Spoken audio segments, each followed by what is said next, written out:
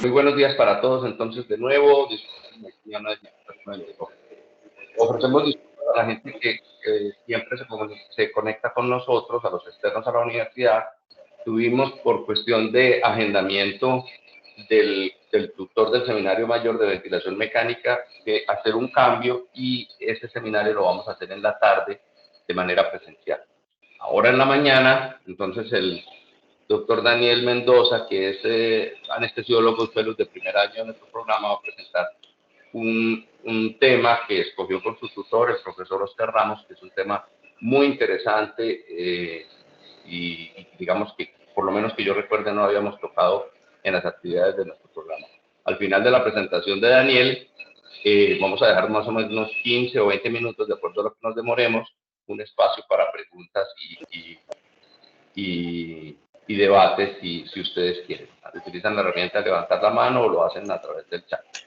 Bueno, adelante, Daniel, bienvenido, gracias. Listo, el contenido de nuestra charla. Entonces tenemos la definición, la epidemiología, los factores de riesgo para sepsis, la fisiología de la gestante, los scores de riesgo para sepsis gestacional, focos de infecciones más frecuentes en la sepsis gestacional, terapia antimicrobiana, el soporte vasopresor en sepsis y reanimación hídrica en sepsis, y por último unas conclusiones. Entonces, en cuanto a la definición, la sepsis gestacional se define como la disfunción orgánica que amenaza la vida secundaria a una infección. Este proceso se puede dar durante el embarazo, en el parto o posparto, es decir, 42 días posterior del parto.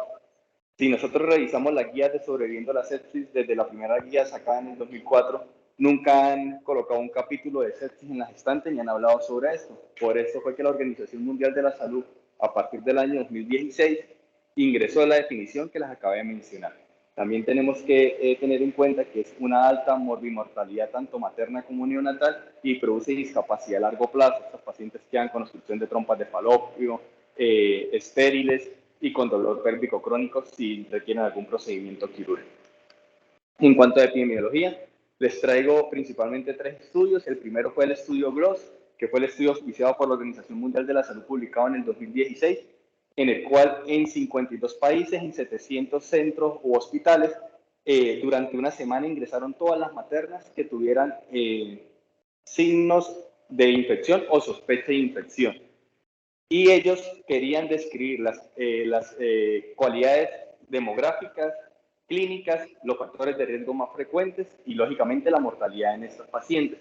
Entonces se demostró que la sepsis en estos 52 países de sepsis materna fue aproximadamente la incidencia de 7%, con una mortalidad aproximadamente del 13%. Y las fuentes o los focos de infección más frecuentes fueron la parte genitourinaria, seguido de la parte pulmonar. El segundo dato que le traigo a continuación fue un estudio publicado en JAMA en el 2019, en el cual fue un estudio retrospectivo que revisaron las historias clínicas del 2013 al 2016 de todas las maternas de 22 estados valga la redundancia, de Estados Unidos, y ingresaron todas las maternas que habían consultado por cualquier causa. En ese estudio tomaron aproximadamente 2.905 maternas y la mortalidad materna fue de 408 maternas por cualquier causa. De esas 408 maternas, la mortalidad por sepsis fue aproximadamente del 14%, siendo 22% de ese 14 52% de ese 14 durante el parto y 43% en el posparto. Y como estudio regional, o aquí de Colombia, les traigo el publicado en la Sociedad de Ginecología en el 2014. Fue un estudio también retrospectivo de cohorte, en el cual estudiaron sobre todo las historias clínicas de pacientes que analizaron por el Civigila y por el RUAF que tuvieran causas de muerte materna, y se hicieron un consenso entre 10 expertos aquí en Antioquia.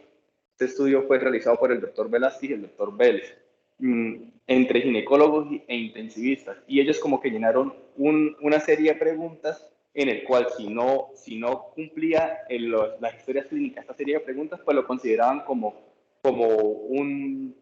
una falla en el manejo, en el diagnóstico. Entonces, por decir algo, ellos decían: la paciente, ¿qué tiempo se demoró en aparecer los síntomas de sepsis? Y en el médico escribió en la historia clínica el diagnóstico de sepsis materna. Entonces, si pasaba más de 6 horas, quería decir de que había un retardo en el diagnóstico. En cuanto al tratamiento con antibiótico, Si se demoraban más de una hora después de hacer el diagnóstico, en iniciar tratamiento antimicrobiano, entonces también era como una mala práctica. O si la toma de cultivo se demoraba más de 24 horas. ¿Por qué ellos dieron más de 24 horas? Porque muchas maternas eran remitidas de otras instituciones y pues por eso dieron como ese tiempo. Ellos demostraron que la mortalidad materna fue de 476 casos asociada a sepsis, aproximadamente el 12%, y que la causa de sepsis materna es la cuarta causa de muerte en Antioquia. Primero están los trastornos hemorrágicos, segundo los trastornos hipertensivos, tercero la mortalidad por la cuarta causa y la cuarta pues la sepsis materna. Entonces, conociendo esto de que ya sabemos que la sepsis gestacional, que está dentro de las primeras 5 causas de muerte materna, siempre hemos hablado de que en módulo de sepsis, que lo más importante, aparte de conocer la flora bacteriana, es conocer los factores de riesgo que pueden hacer que una paciente presente sepsis. Entonces, los factores de riesgo para sepsis gestacional tenemos factores del paciente y factores obstétricos. En cuanto a los factores del paciente, tenemos la obesidad, la terapia inmunosupresora, la anemia, la intolerancia a la glucosa, el flujo vaginal, historia de infección pélvica, historia de infección por estreptococo del grupo B, infección o contacto con pacientes con infección del estreptococo del grupo A, mayores de 35 años, un nivel socioeconómico bajo, falla cardíaca, falla renal, falla hepática y lupus eritematoso sistémico. Y como factores obstétricos tenemos el parto por cesárea, productos retenidos de la concepción, ¿sí? Rotura prolongada de materna, múltiple gestación, cercaje cervical, amniocentesis o cualquier otro procedimiento invasivo, laceraciones complejas durante el parto y hematoma en el sitio de la herida. Ya conociendo los factores de riesgo, tenemos que también conocer cuál es la fisiología de la gestante y por qué es tan difícil como hacer el diagnóstico de sepsis en la gestante, porque la gestante tiene unos cambios fisiológicos que pueden ser pues normales, por decirlo así, que están muy cerca del nivel basal de la infección. Entonces vamos a hablar de esos cambios fisiológicos. Entonces a nivel cardiovascular, las maternas tienen disminuida la resistencia vascular sistémica, lo cual hace que su presión arterial esté disminuida. ¿Y cómo compensan ellas el gasto cardíaco? Aumentando la frecuencia cardíaca. Entonces, estas pacientes pueden ser taquicárdicas y normalmente, si no tienen ningún trastorno hipertensivo asociado al embarazo, van a tener tensiones arteriales muy limítrofes. A nivel gastrointestinal, estas pacientes tienen disminuido el tono del esfínter esofágico inferior, también tienen disminuido el vaciamiento gástrico, lo cual los hace como factor de riesgo para neumonías por broncoaspiración, sobre todo a ellas que tienen que ir a cesárea y por alguna causa tienen que inducirse a anestesia general. A nivel genitourinario tienen disminuido el pH vaginal, lo cual hace que sean más susceptibles a infecciones vaginales e infecciones urinarias. A nivel hematológico, ellas tienen aumento intravascular, lo cual produce una anemia dilucional y además tienen aumentado los factores de coagulación 7, 8, 9, 10 y 12, lo cual hace que estas pacientes tengan también alto riesgo de problemas trombóticos. A nivel respiratorio, tienen incrementado el volumen minuto porque ellas por el aumento de su perímetro abdominal tienen disminuido el volumen pulmonar y esto va a hacer de que tengan una disminución en la capacidad residual funcional. Ellas compensan esta disminución de la capacidad residual funcional con taquinea, o sea, tienen una frecuencia respiratoria más alta, y con hipocapnia, tienen un CO2 debido a su taquinea, un CO2 más bajo que el normal. Y también, como tiene una capacidad residual funcional disminuida, las hacen más susceptibles a desaturación y por eso son consideradas, aparte de lo del estómago lleno, una vía aérea difícil. A nivel renal, tienen dilatación ureteral, el cual incrementa el reflujo vesículo uretral y esto produce que tengan alto riesgo de pielonefritis. Y también pues son muy limítrofes, sobre todo a infecciones urinarias para producir sepsis. El sistema inmunológico lo coloco aparte porque también es muy importante. Estas pacientes tienen aumentado los monocitos y granulocitos, lo cual hace que tengan una leucocitosis que pueda ser considerada normal. Y también tienen disminución de la respuesta celular inmune. Esto debido a que las maternas no produzcan autoanticuerpos para el ADN paterno durante la concepción. Entonces, conociendo ya la fisiología del paciente, vamos a hablar de los scores o las herramientas que tenemos más comunes para poder diagnosticar la sepsis materna. En la mayoría y en muchos trabajos de sepsis materna en cuanto al score, ¿sí? Se ha demostrado que el Q-SOFA tiene tiene una sensibilidad, una especificidad aproximadamente, sensibilidad del 30%, especificidad del 95%. ¿Por qué baja tanto la sensibilidad? Porque la frecuencia respiratoria, como le dije, de 22 en una materna puede ser normal y puede tener una frecuencia respiratoria alta. Y la tensión arterial de 100 milímetros de mercurio o menos de 98, 97 puede ser normal en una materna si no tiene trastornos asociados al embarazo. Entonces la guía SOMAS, que es la guía de sepsis materna de Nueva Zelanda y Australia, realizó una modificación que fue el QSOFA para obstetricia, que es el que vemos a continuación. Y este le aumentan o le dan 3 puntos más a la frecuencia respiratoria y permiten que la tensión arterial sistólica la consideran como un punto por debajo de 90. Entonces, cuando usted tiene al menos 2 de los siguientes puntos, aparte de la alteración mental, la sensibilidad la lograron aumentar a un 50% y la especificidad del 95%. Sin embargo, hay otras escalas como el MIU que es el score de alerta temprana modificado, que mide varios parámetros, la tensión arterial sistólica, la diastólica, la frecuencia cardíaca, la frecuencia respiratoria, la saturación de oxígeno, la oliguria, la agitación y la precancia que tenga, pues, lógicamente, cefalea. Con solamente un punto de estos quiere decir que es un periodo o un signo de alerta. Sin embargo, el score demostró la sensibilidad de 82% y especificidad de 87% si tenía más de 5 puntos. Cada punto que les estoy mencionando ahí va a tener un puntaje de 0 a 4. ¿Sí? Entonces, con 5 puntos en la sumatoria, tiene una sensibilidad de 82 y especificidad de 87%. Y el CIRS, que es el que normalmente conocemos, tiene una sensibilidad de 93% con una especificidad de 63%. Entonces, este fue el artículo publicado en Anestesia y Analgesia en el 2019, el cual comparó las escalas que les estoy mencionando. Sin embargo, el Colegio Americano de Obstetricia dijo, no, pero no tenemos una escala como que nos valide bien la sepsis materna. Entonces, vamos a crear una escala. Entonces, crearon esta escala que es el SOS, que es la escala de sepsis en obstetricia, en el cual miden la temperatura, la tensión arterial, la frecuencia respiratoria, la frecuencia cardíaca, la saturación de oxígeno, los leucocitos y el ácido láctico. Y le dan unos puntajes. Hay un rango anormal alto y un rango anormal bajo. Ellos validaron esta escala con un puntaje mayor de 6 puntos y se demostró que la sensibilidad era del 64%, la especificidad del 88%, pero algo importante es que ellos validaron aquí el valor predictivo negativo. ¿Sí? Y el valor predictivo negativo fue de 98%. Estas escalas la validaron en comparación con el MIU y el QSOFA. Este es el área bajo la curva de la escala de SOS. Como vemos, es un área bajo la curva de 0.85. Acordémonos que lo que se acerca a 1 es que tiene muy alta sensibilidad y especificidad.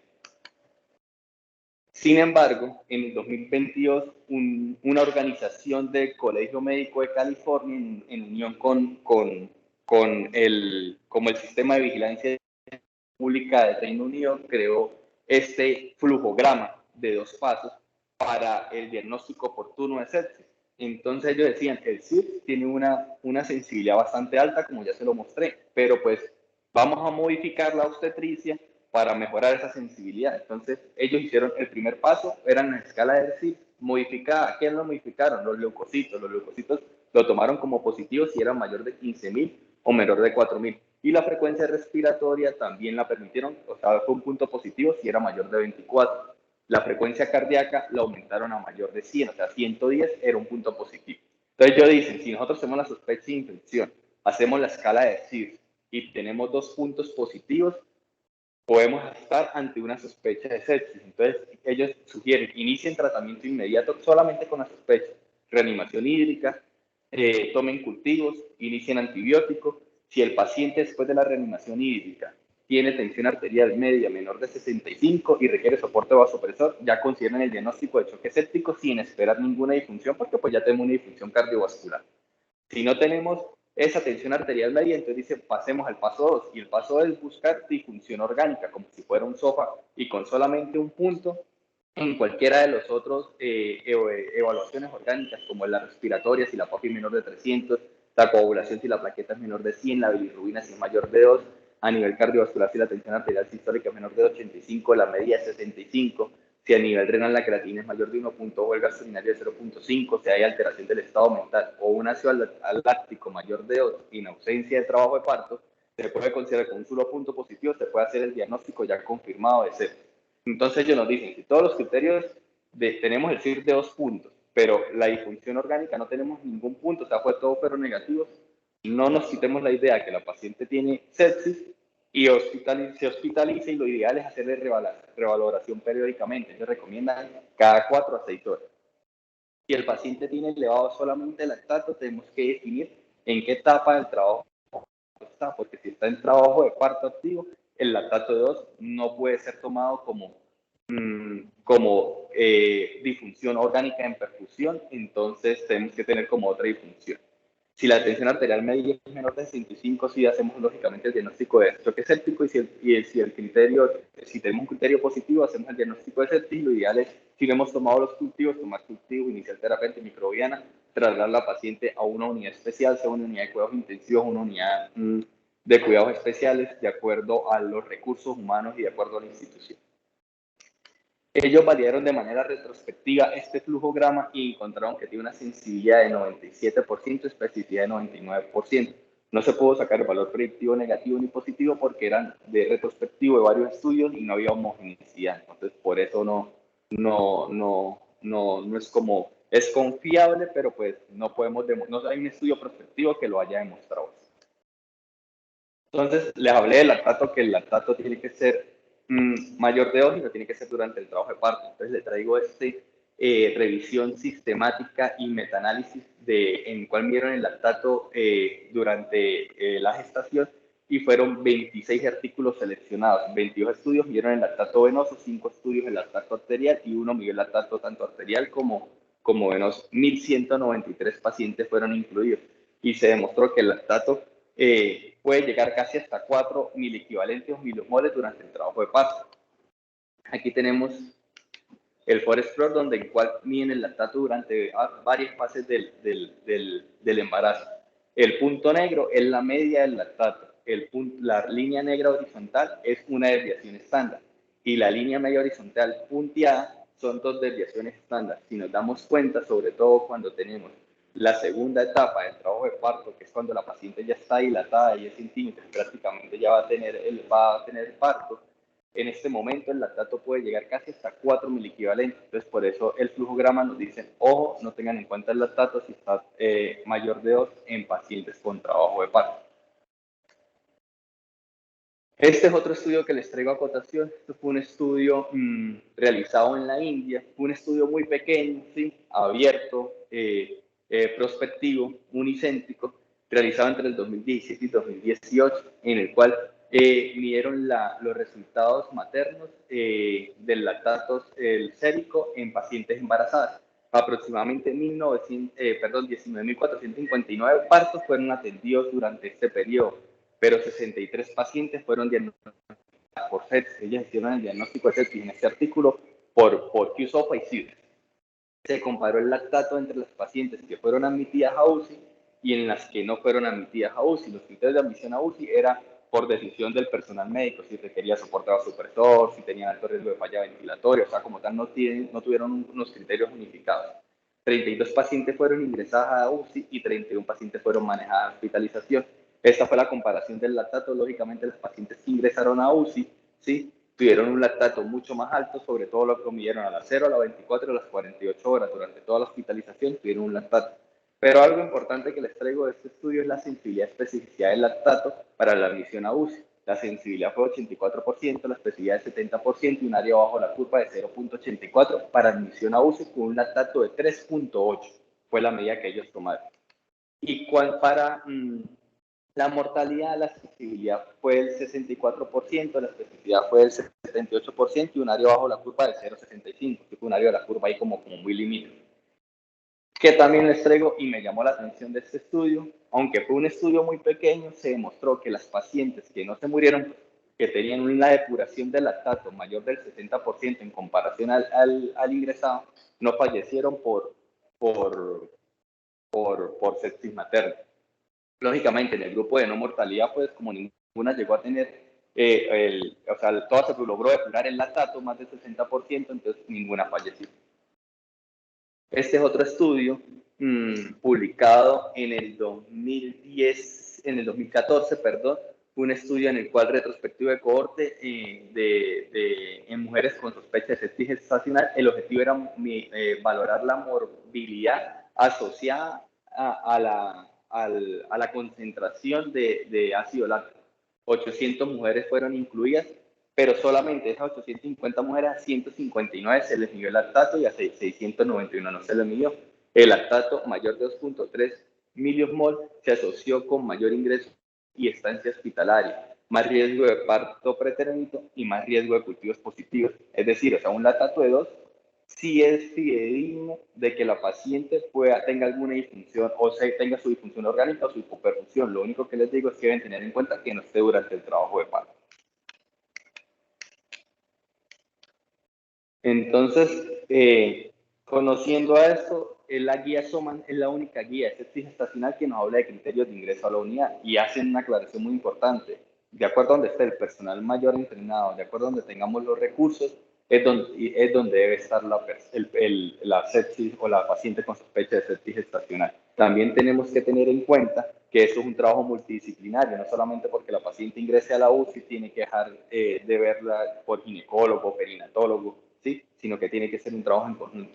Y los criterios que ellos colocan pues son los criterios que normalmente nosotros aceptamos para ingresar a UCI cualquier paciente, que tenga compromiso cardiovascular, es decir, que esté hipotensa, taquicardia, que tenga signos de trabajo respiratorio, que tenga taquipnea, que tenga evidencia de disfunción orgánica, sea por oliguria, aumento de la creatinina, disfunción o alteración del estado mental, falencias o fallas en las pruebas de coagulación, y que tenga otros signos de hipoperfusión como la cirrosis metabólica, la hiperlactatemia o signos ecográficos de una mala perfusión placental.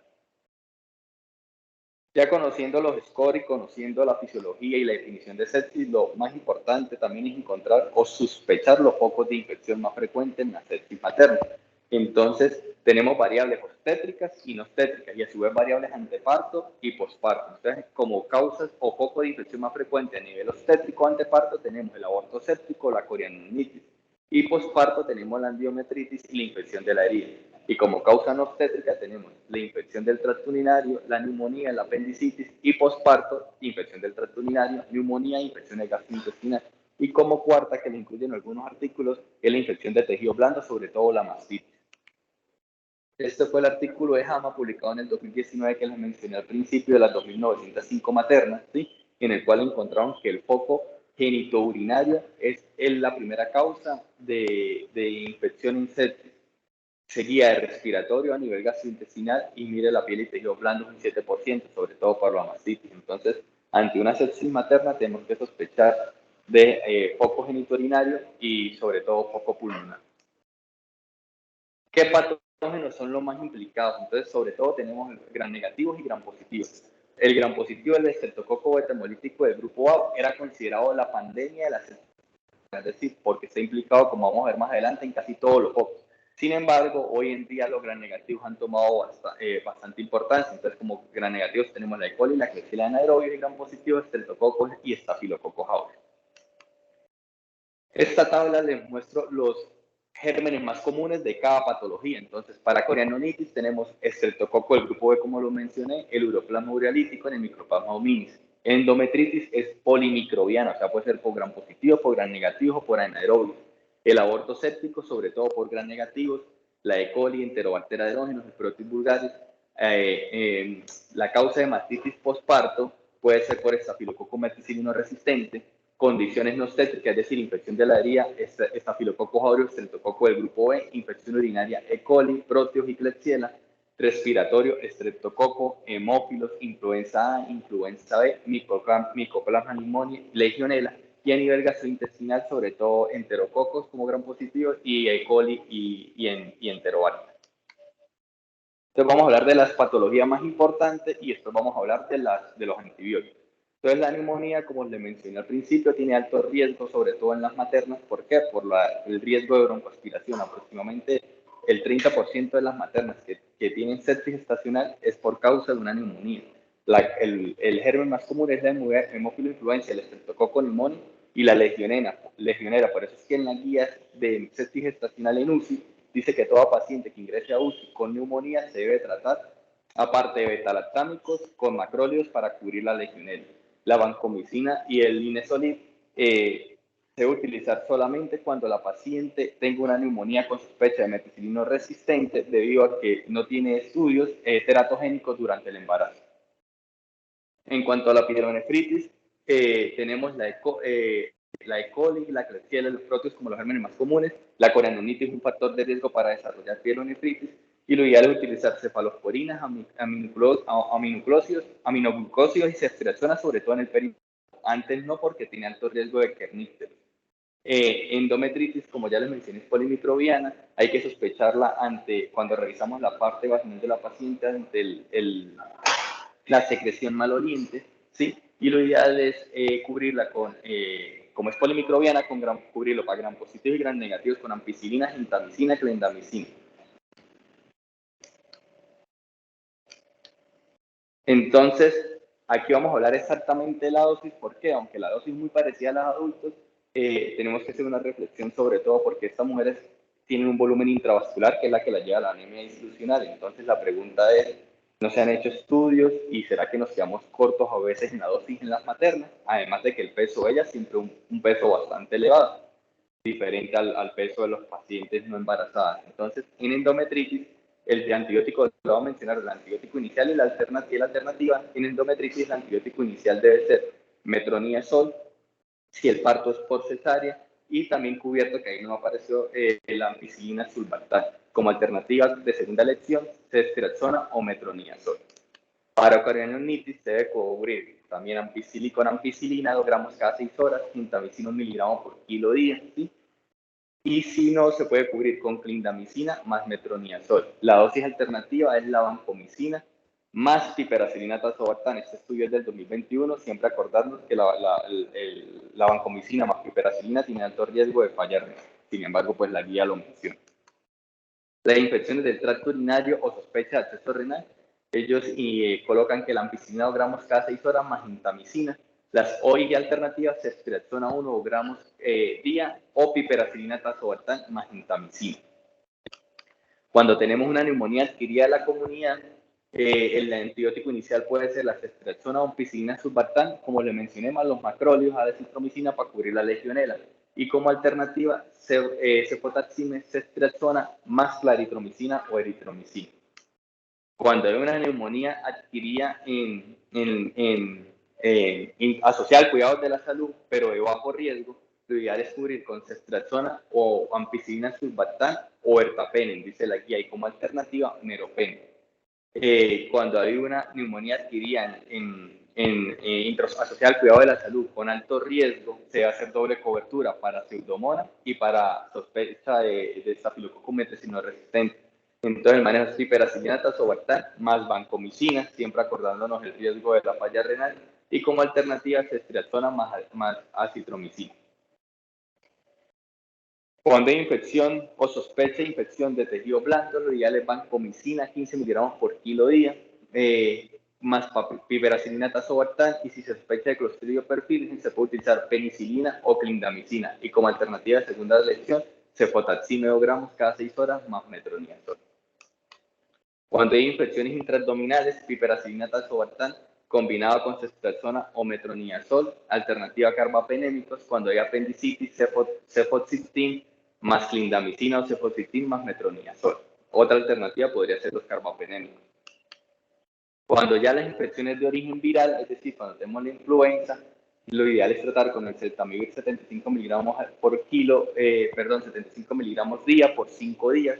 Cuando es varicela zoster, podemos tratarla con aciclovir de 10 a 15 miligramos por 5 a 10 días. Cuando hay una sospecha de herpes diseminado, la aciclovir puede ser de 5 a 10 miligramos por kilo día, de 2 a 7 días, pero si hay encefalitis, el tratamiento puede extenderse hasta 21 días. Y cuando hay candidiasis invasiva, lo ideal es tratar con amphotericina liposomal B de 3 a 5 miligramos por kilo día, y como alternativa a amphotericina B de tetroxicolato a dosis de 0.5 o 1 miligramo por kilo. Entonces, ya conociendo el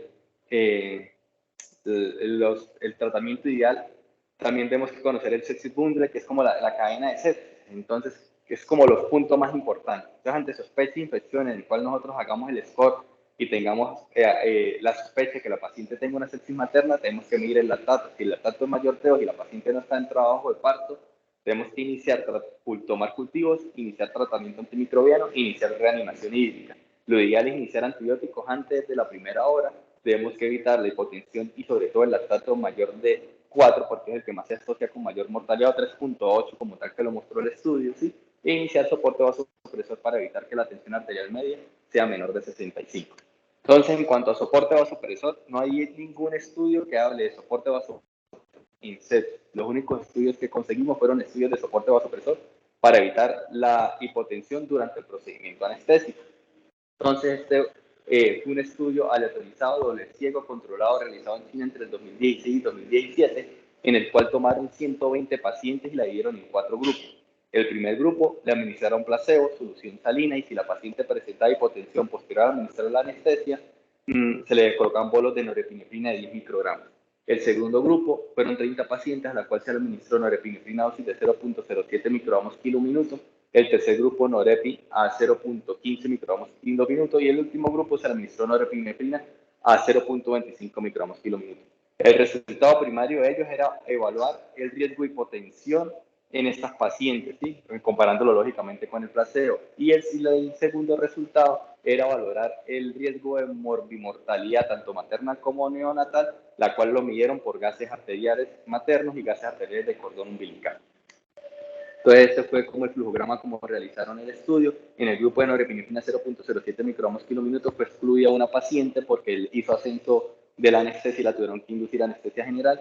Y en el grupo de la norepinefrina dosis de 0.25 fueron excluidas 2 pacientes por la misma causa. Entonces, ¿qué nos mostró el estudio? Este es una gráfica en el cual en el eje Y tenemos la tensión arterial media y en el eje X tenemos los tiempos. Como vemos, fueron 5 tiempos. El tiempo 1 fue el momento donde se le administró la anestesia, el tiempo 2 fue el momento durante el parto, el tiempo 3 fue la administración de la oxitocina, el tiempo 4 fue al finalizar el procedimiento y el tiempo 5 fue la tensión promedio de la paciente. Como vemos, la primera línea que tenemos es la línea verde, que fue la dosis de norepinefrina 0.25 microgramos kilo minuto. Esta dosis fue la que presentó más hipertensión y como vemos los asteriscos, la tensión arterial media alcanzó a estar hasta 120 milímetros de mercurio, o sea, demasiado alta esa dosis. Sin embargo, el promedio sí fue aproximadamente de 90 milímetros de mercurio. La línea morada nos mostró que la norepinefrina dosis de 0.15 microgramos kilo minuto nos mostró una regularidad prácticamente durante todo el procedimiento, manteniendo una media entre 90 y aproximadamente 80 milímetros de mercurio. La línea roja fue la norepinefrina, la dosis más baja, 0.07 microgramos kilo minuto.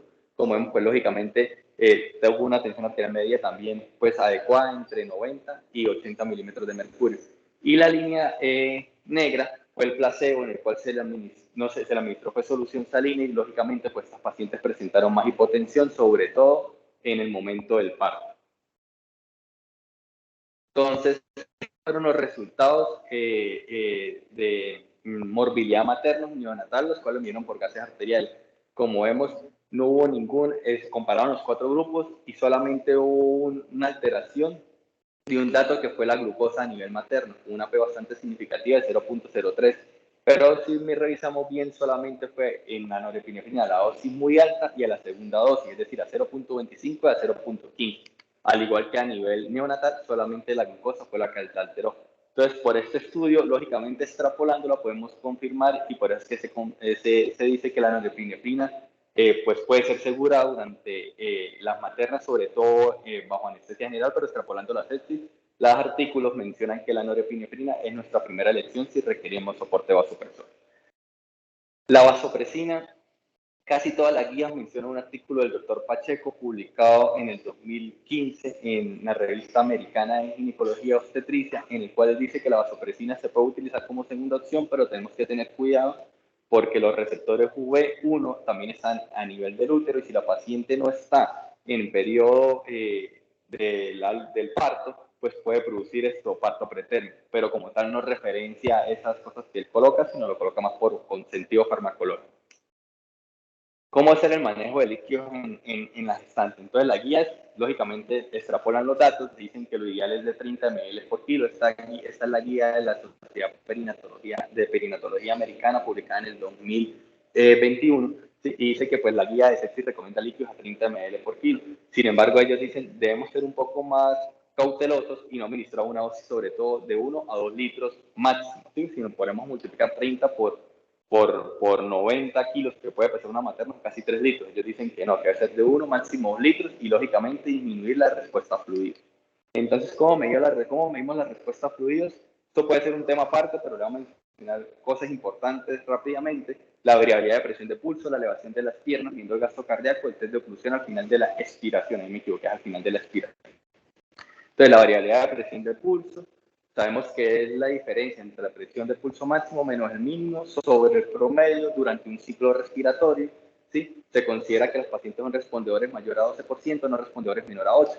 Pero tenemos varias condiciones, que la paciente no puede estar respirando espontáneamente porque puede ser falsos positivos, que no puede tener arritmias porque puede ser falsos positivos, que tiene que tener un volumen mayor de 8 porque no puede considerar un falso negativo, y tenemos también el incremento de la presión intraabdominal, entonces como que nos quita un poco de fuerza esta prueba. La elevación de las piernas también está descrita, pero lógicamente midiendo el gasto cardíaco, se debe medir el gasto cardíaco al paciente en posición normal y posterior se elevan 45 grados las piernas. ¿Por qué se hace esto? Porque se ha demostrado que elevar las piernas 45 grados produce un aumento de la precarga aproximadamente 300 a 500 ml. Entonces, ¿cómo podemos medir el gasto cardíaco? Lo podemos medir por métodos mínimamente invasivos o por ecografía a través del TBI. ¿Qué es el TBI? Es la velocidad de tiempo integrada. Esto se realiza con un eje apical 3 cámaras o 5 cámaras, se busca el tracto de salida, se realiza el Doppler pulsado y se mide la onda del Doppler pulsado. Lo normal es que el TBI sea de 18 a 23. BTI. Lo normal es que sea de entre 18 y 23. Se considera respondedor si el BTI con elevación de las piernas cambia mayor del 15%.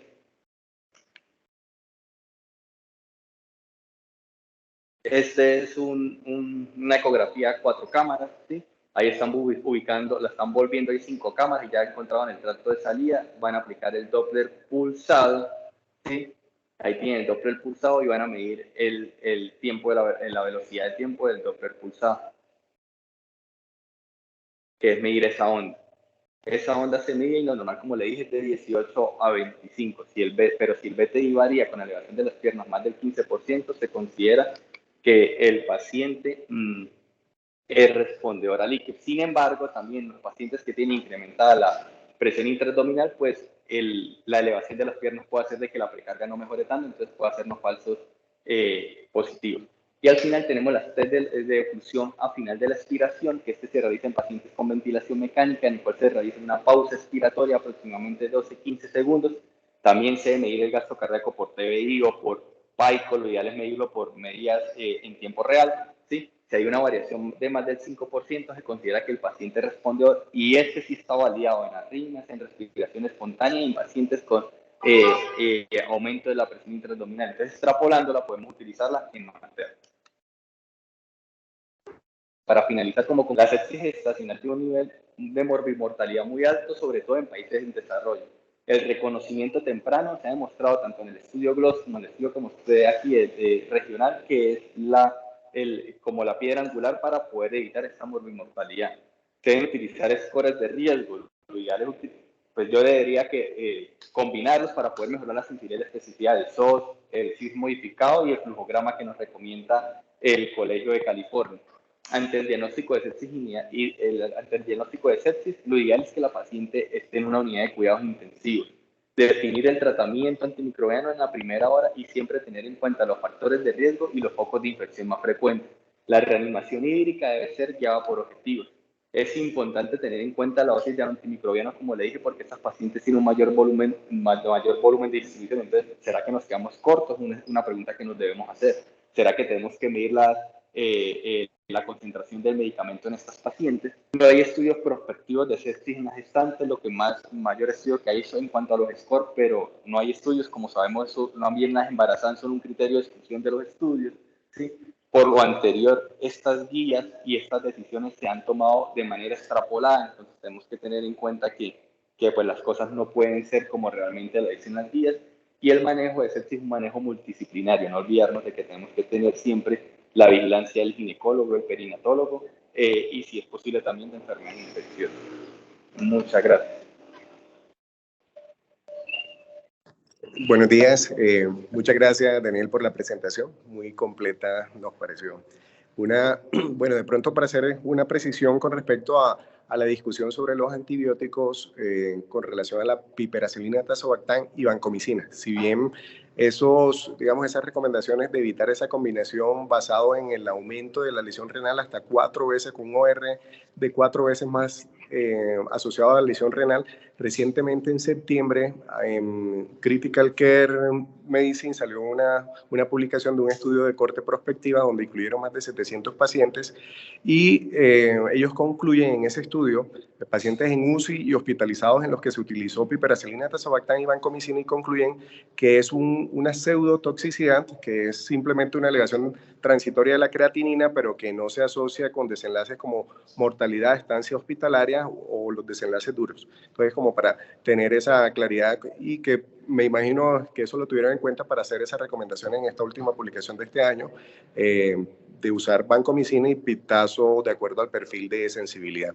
Y por otro lado, recordar que, por ejemplo, en las pacientes embarazadas, después de la cesárea, no es infrecuente encontrarlas con complicaciones quirúrgicas abdominales y que las manifestaciones clínicas de un cuadro abdominal agudo no son tan floridas y muchas veces se nos pasan desapercibidas, nosotros buscando entonces otras causas como TEP y lo que realmente está generando la descompensación o el foco séptico es a nivel abdominal. Entonces no tener en cuenta los criterios solo clínicos en este grupo de pacientes post-cesariadas porque las manifestaciones clínicas de un abdomen agudo no son tan fiables, ¿sí? Entonces serían esas dos anotaciones. Muchas gracias.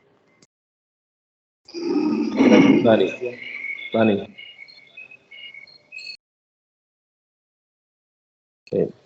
Muy buena la presentación, Dani. Felicitaciones.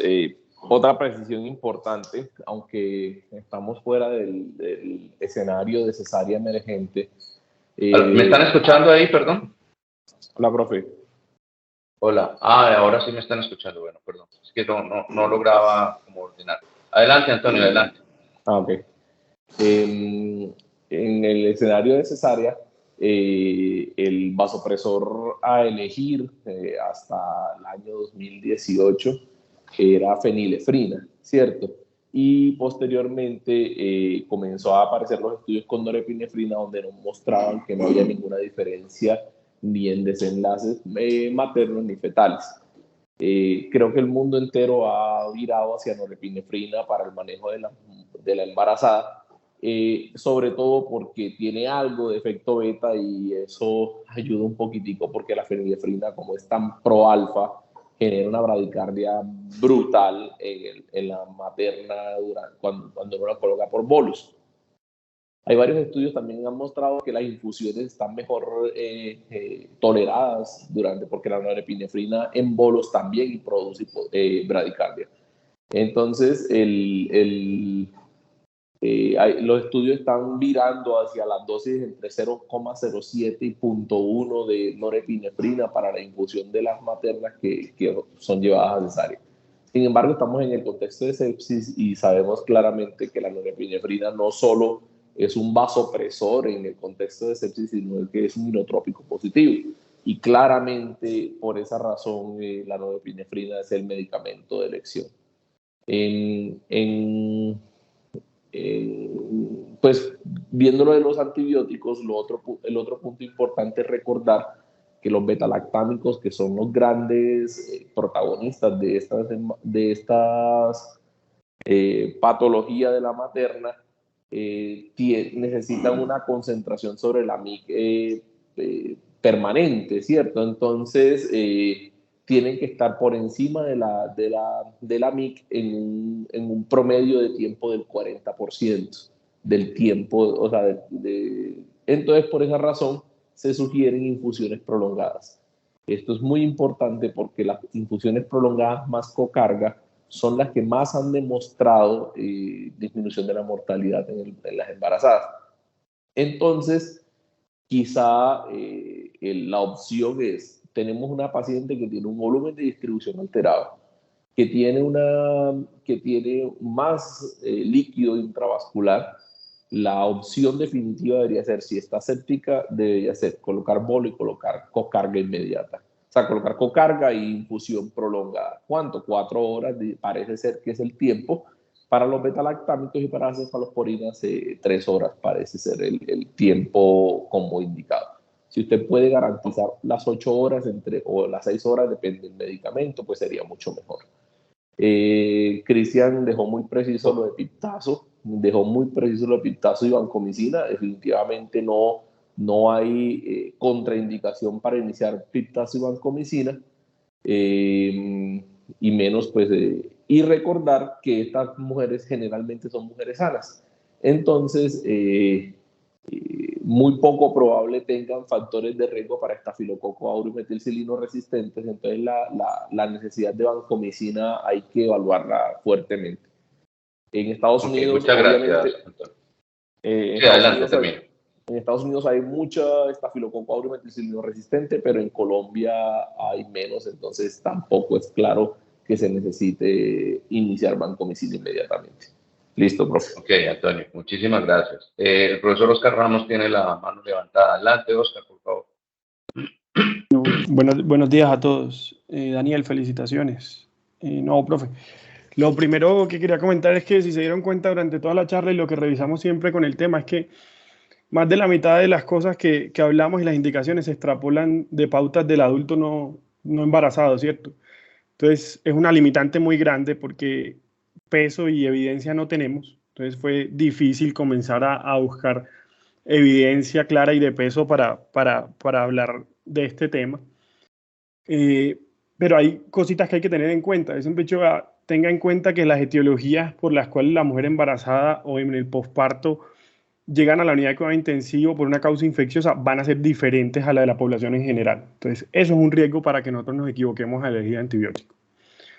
Lo otro es que al elegir el antibiótico va a ser un antibiótico y va a ser un manejo empírico muchas veces diferente a lo que hacemos usualmente, hasta pensando en neumonía. Miren que ahí está la lista de considerar que es legionela y hay que utilizar acitromicina en caso tal, ¿cierto? No utilizar claritromicina, sería acitromicina. Lo otro que se nos olvida, y acá no lo tocamos porque creo que es un tema aparte y duraremos más de una hora tocándolo, es no solamente recordar las necesidades que tiene la paciente, la madre, sino que hay que recordar también las necesidades del feto. Y que muchos tratamientos que usted coloque van a tener impacto y no van a ser inocuos en el feto. Entonces, son consideraciones que hay que tener en cuenta. Como decía Daniel, solo mencionó aparte del monitoreo hemodinámico y de la respuesta a volumen, pero si nos ponemos a hablar de la fisiología en el tercer trimestre del embarazo, probablemente se nos cuelgan muchos dispositivos, y entre estos la ultrasonografía, ¿cierto? Si va a evaluar vena cava, probablemente la compresión de la cava en el tercer trimestre nos va a falsear muchas veces la medición. El test de elevación de las piernas también, ¿cierto? Entonces probablemente vamos a tener que colocar cargas de volumen. Yo creo que hay una opción buena y es el Swan-Ganz. Se debería considerar Swan-Ganz, pero también cuando uno comienza a ver los cambios fisiológicos y las mediciones en Swan-Ganz, uno comienza desde que el gasto cardíaco aumenta casi el 50%, las resistencias vasculares sistémicas disminuyen, ¿cierto? La presión oncótica va a disminuir también. Entonces, yo creo que en esa parte es difícil, yo creo que eso sería un tema aparte, pero creo que hay que tenerle mucho respeto a la sepsis de la mujer embarazada porque no es fácil el tratamiento, ¿cierto? Sí, de acuerdo, Oscar. Mira, acuérdate que incluso, digamos que con patologías cardiovasculares sucedió lo mismo hasta que por fin hubo un grupo en el mundo entero, ya es un grupo muy grande, al que pertenece precisamente el grupo de la Universidad de Antioquia del San Vicente, que es las cardiopatías y las fallas cardíacas en embarazadas, que tienen una presentación igual.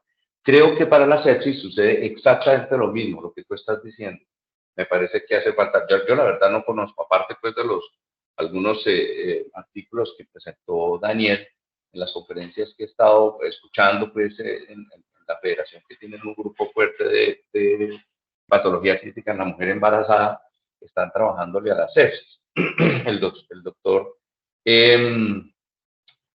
no me acuerdo en este momento, hay un señor americano que les ayuda mucho a ellos pues con ese cuento de la mujer embarazada y la sepsis, que creo que inclusive Joche Rojas ha trabajado con él.